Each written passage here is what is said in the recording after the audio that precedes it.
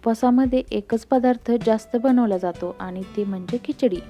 खिचडी बनवणे खूप सोपे आहे, पण तरीही बऱ्याचदा खिचडी चिकट होते किंवा खूप कडक होते आणि मग आपल्याला खिचडी खायला नकोसे वाटते.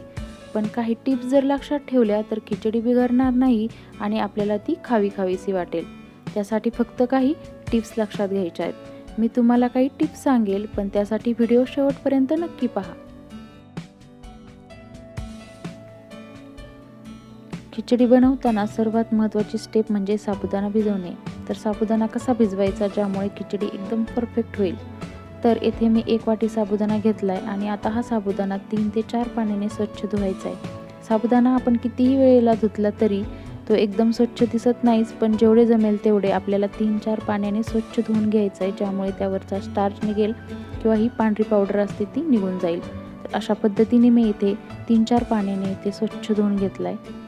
तर पहा, आणि आता हा साबुदाणा पाण्यामध्ये सर्व बुडेल एवढे पाणी मी यामध्ये टाकले आणि आता हा साबुदाणा आपण अर्धा तास झाकून ठेवणार आहोत. तर अर्धा तास झालाय, तर साबुदाणा चेक करूया. पहा, येते बरेच पाणी कमी झाले, म्हणजे साबुदाण्याने जेवढे लागेल तेवढे पाणी शोषून घेतले आणि आता हे उरलेलं पाणी जास्तीच आहे, म्हणून हे पाणी आता आपल्याला ओतून काढायचे. आणि हा आता साबुदाणा आपल्याला 6 ते 7 तास फ्रीजमध्ये ठेवून द्यायचा आहे किंवा एक रात्रभर ठेवला तरी चालेल. तर पहा, येथे मी सर्व पाणी आता यातील ओतून घेत आहे आणि शक्यतो साबुदाणा हा मोठाच वापरायचा आहे खिचडी करताना. बारीक साबुदाणा वापरायचा नाही, त्यामुळे खिचडी चिकट होते. तर साबुदाणा भिजत ठेवलेले 6 तास पूर्ण झालेले आहेत. तर पहा, साबुदाणा किती छान भिजला, एकदम मोकळा पण झालाय आणि खूप छान भिजलाय. मी बोटामध्ये तुम्हाला दाबून दाखवते. पहा, सहजपणे चुरगळतोय. तर आपल्याला खिचडी बनवण्यासाठी असा साबुदाणा पाहिजे. तर हा साबुदाणा एकदम परफेक्ट भिजलाय. तर आता आपण खिचडी बनवायला सुरुवात करूया. येथे गॅसवर मी एक कढई ठेवली आहे आणि आता ती गरम झाली आहे. त्यामध्ये आता मी 2-3 चमचे साजूक तूप टाकते किंवा आपण शेंगदाणा तेल पण घेऊ शकता. शेंगदाणा तेलामुळे पण खिचडीला खूप छान वास येतो आणि मऊसर पण होते. तूप गरम झाले, आता यामध्ये शेंगदाणे तळून घ्यायचे आहेत. आपल्याला खूप शेंगदाणे तळून नाही घ्यायचे, थोडेसे शेंगदाणे तळून घ्यायचे आहेत. एखादा शेंगदाणा जर दाताखाली आला तर तो खूप छान लागतो खाण्यासाठी. तर असे खूप मस्त कडक शेंगदाणे आपल्याला तळून घ्यायचे आहेत. आणि आता यामध्ये टाकूया बटाटा. मी येथे एक मध्यम आकाराचा बटाटा बारीक आणि पातळ चिरून घेतला आहे. असाच चिरून घ्यायचा आहे, त्यामुळे पटकन तळतो आणि एकदम मऊ पण होतो. याऐवजी तुम्ही बटाटा उकडून घेतला तरी चालेल. आता बटाट्याला चांगला पिवळसर रंग येईपर्यंत तळून घेऊया. पहा, येथे मस्त तळलाय बटाटा आणि मऊ शिजलाय पण, आणि हा बटाटा अजून खिचडी परतून घेताना पण शिजेल. आता यानंतर आपण घालू यामध्ये कापलेली हिरवी मिरची. तर आपल्याला ही मिरची 15 ते 20 सेकंद तळून द्यायची आहे, खूप जास्त पण तळायची नाहीये. आता यामध्ये आपण घालूया शेंगदाण्याचा कूट. पहा, येथे आपण शेंगदाणे छान भाजून त्याचा कूट बनवलाय मिक्सरमध्ये, पण खूप बारीक पावडर नाही करायची, थोडासा जाडसर असा कूट करून घ्यायचा आहे. त्यामुळे खिचडी खूप मोकळी होते आणि खायला पण खूप छान लागते. आणि शेंगदाण्याचा कूट आपल्याला अर्धा मिनिटे असाच परतून घ्यायचा आहे, त्यामुळे त्याला खूप छान कुरकुरीतपणा येतो. आणि यानंतर आपण यामध्ये टाकूयात साबुदाणा आणि छान मिक्स करून घेऊयात.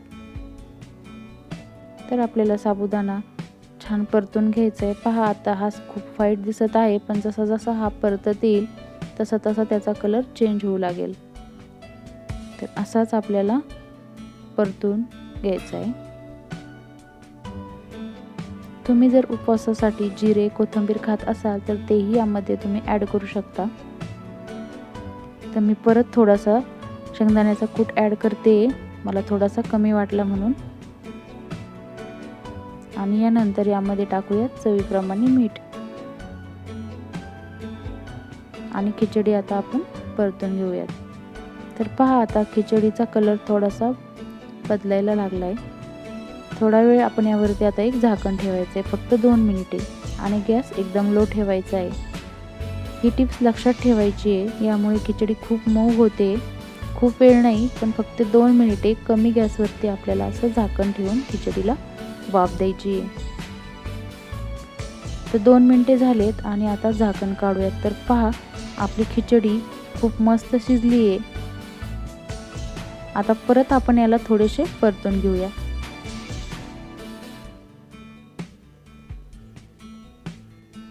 तर पहा खूप छान कलर पण आलाय आणि आपली खिचडी आता रेडी आहे. तर एकदम सुटसुटीत, मऊसर आणि एकदम परफेक्ट शिजली आहे.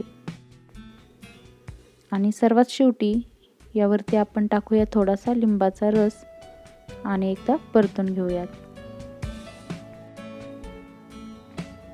तर मी तुम्हाला दाखवते, पहा खिचडी एकदम मोकळी मोकळी झालेली आहे आणि खूप छान शिजलेली पण आहे, एकदम परफेक्ट.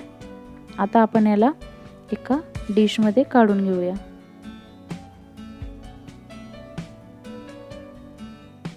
आणि यावरती थोडेसे तळलेले शेंगदाणे आणि हिरवी मिरची टाकूया. तर पहा येथे किती छान खिचडी झाली आहे. कलरही खूप मस्त आला, एकदम सुटसुटीत आणि मऊ. तर मी सांगितले होते ना, तर ह्या टिप्स वापरल्या तर खिचडी परफेक्ट होणारच. तर मी सांगितलेल्या टिप्स वापरून ही रेसिपी तुम्ही नक्की ट्राय करा आणि कशी झाली ते मला कमेंटमध्ये नक्की कळवा आणि चॅनलला सबस्क्राईब करा.